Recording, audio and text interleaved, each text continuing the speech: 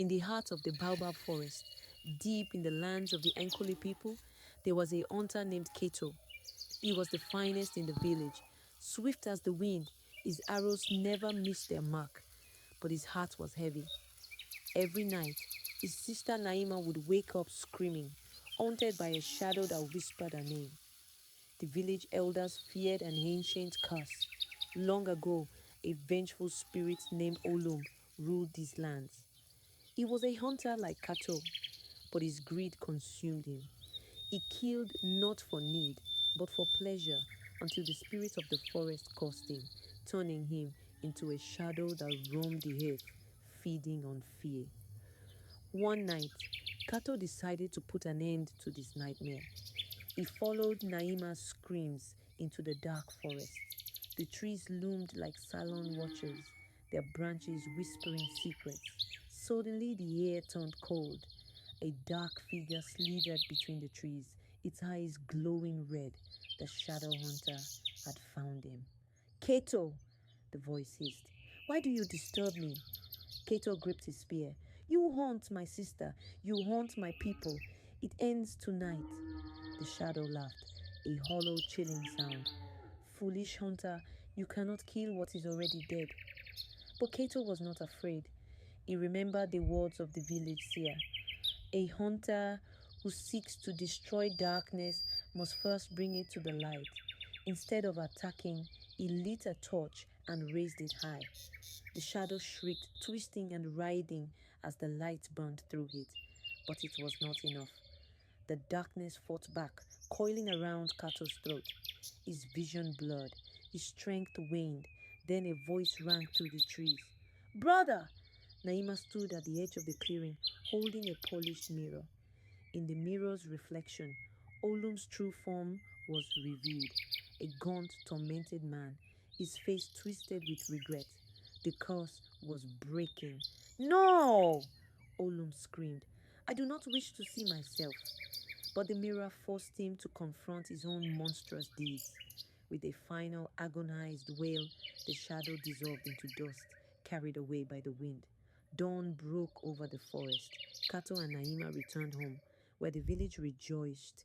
The curse was lifted, the shadows were gone, and peace returned to their land. And so, the hunter who faced the darkness became a legend, his name whispered by generations to come. A reminder that even the deepest shadows can be overcome by light. Years passed, and the tale of Kato and the shadow hunter became a fireside legend.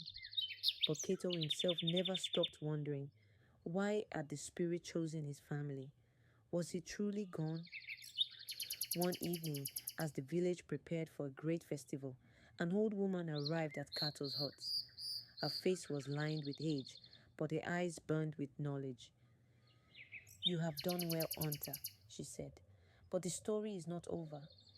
Kato stiffened. "The spirit was destroyed. I saw it myself." The woman chuckled, shaking her head. "No spirit is ever truly destroyed, only released." Olum was freed from his torment, but his power did not vanish. It waits for the one who is worthy. Kato's heart pounded. "What are you saying?" She reached into her tattered cloak and pulled out something wrapped in animal skin. When she unwrapped it, Kato gasped. A single black arrow, its tip shimmering like obsidian. "This was Olum's arrow," she said, "forged in shadow, but tempered by his regret. It holds power, but power is neither good nor evil. It depends on the hands that wield it." Kato hesitated, but something deep inside told him to take it. As soon as his fingers touched the arrow, a strange energy rushed through him. Visions of the past, of Olum hunting, of the spirits watching, and then a vision of the future. Himself standing at the edge of a battlefield, the arrow glowing in his grasp. "Why are you showing me this?" he asked breathlessly. The old woman smiled. "Because one day, darkness will return, and when it does, the world will need a hunter who walks between the light and the shadow." And with that, she vanished into the night. Kato looked down at the arrow, feeling the weight of destiny upon him. The village cheered in the distance, celebrating their victory over the past. But Kato knew his journey was just beginning. Years passed, and Kato became not just a hunter, but a protector of the land. The people of the Baobab Forest prospered, free from fear. Naima married a great warrior, and the village flourished under their watchful care. But in the silence of the night, Kato would sometimes take out the black arrow and wonder about the old woman's warning. Then, on the eve of the harvest moon, the shadows returned. It began with whispers, low, eerie murmurs floating through the trees. Then hunters went missing, their weapons left behind as if they had simply vanished into the wind. Fear gripped some of the village, and soon the elders called upon Kato. The darkness stirs once more, the chief said gravely. You once banished it, but it has found a way back. Kato clenched his jaw. He had spent years preparing for this moment, but he had hoped it would never come. Taking his spear and the black arrow, he set out into the forest once again. The deeper he went, the colder the air became.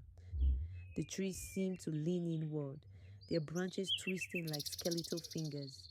And then he saw it, a figure standing among the mist. It was not Olum.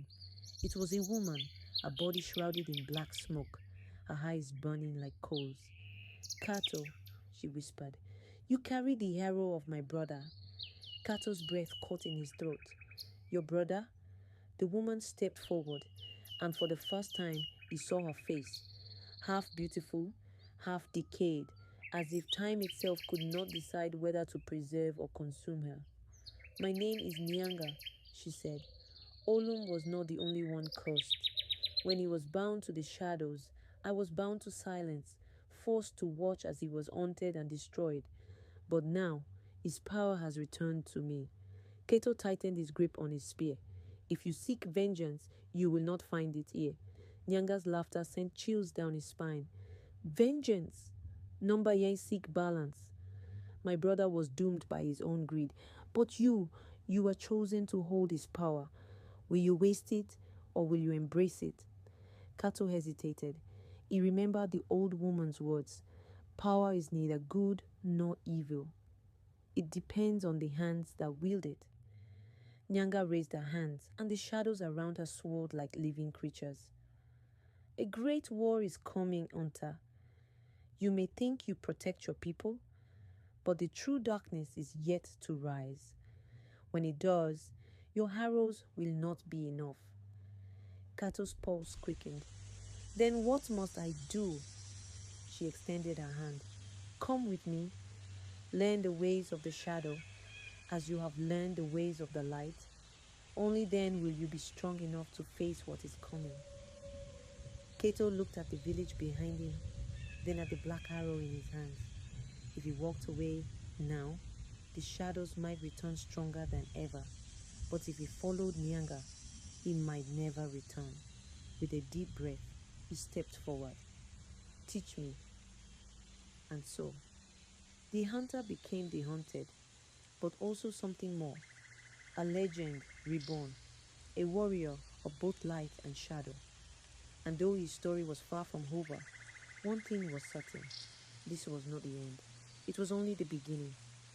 Kato followed Nyanga deep into the forbidden lands, where the trees whispered secrets and the ground pulsed with forgotten power. They traveled for days, far beyond where any living soul dared to tread. At last, they arrived at a ruined temple hidden within the thickest part of the forest. Vines and moss had reclaimed it, but strange symbols still glowed faintly on its walls. Kato could feel the weight of something ancient pressing against his chest. Nyanga turned to him. This is where it all began. Before Olum was cursed, this temple was a place of balance. Light and shadow existed as one. But when my brother let greed consume me, the balance was broken. Kato studied the carvings. They told a story of two hunters, one who walked in the sun and one who walked in darkness. For years, they kept the world in balance. But when the hunter of shadow betrayed the other, chaos followed. You think I can restore the balance? Kato asked. Nyanga nodded. If you learn to wield both light and shadow, you will be the first true hunter of balance in generations. Kato clenched his fists. He had always been a man of the light, fighting against the darkness. But what if the real fight wasn't about destroying shadows, but understanding them? Nyanga began his training that night. She taught him to move like a shadow, to listen to the whispers of the wind, to feel the presence of things unseen. But the hardest lesson was control. One evening, as he meditated under the full moon, he felt something stir inside him, something cold and powerful. The shadows around him bent to his will, forming tendrils that slithered through the air. He felt unstoppable. But then a voice echoed in his mind. Power is neither good nor evil. It depends on the hands that wield it. For a moment, he saw Olum's face twisted in agony, his own greed having consumed him. Kato took a deep breath and released the shadows. He would not be like Olum. He would not let power define him. Nyanga watched in silence. Then she smiled. You are ready. One night, the sky turned red. A great darkness had risen in the lands beyond the forest. An army of cursed warriors, led by a nameless being from the old world. It sought to consume all in its path, swallowing light and life alike. The Baobab Forest was its next target. Kato and Nyanga returned to the village to find the people preparing for war. Naima stood at the front, sword in hand, ready to defend her home. But when she saw her brother, she hesitated. Kato, what have you become? She whispered. He stood before her, cloaked in both shadow and light, his presence both familiar and foreign. Something new, he answered. When the Kassid army arrived, the battle was unlike anything the world had seen. The warriors of the village fought bravely, but the enemy was relentless. For every fallen foe, another rose from the ashes. Then, Kato stepped forward. He raised his hands, and for the first time, he called upon both sides of his power. Light and shadow twisted together, forming weapons unlike any seen before. With each strike, he banished the cursed warriors, sending them back to the void. The darkness tried to consume him, but he had mastered it. By sunrise, the war was over. The village stood victorious. As the people cheered, Kato stood at the edge of the battlefield, gazing at the rising sun. He had done what no hunter before him had achieved. He had embraced both the light and the shadow, and in doing so, he had restored the balance. Nyanga placed a hand on his shoulder. Your journey is far from over, hunter of two worlds. He smiled. I know. And so, Kato became more than a legend. He became a guardian, a protector, a force beyond light and darkness. His name would be spoken for generations. The hunter who walked the path of balance. But legends never truly end.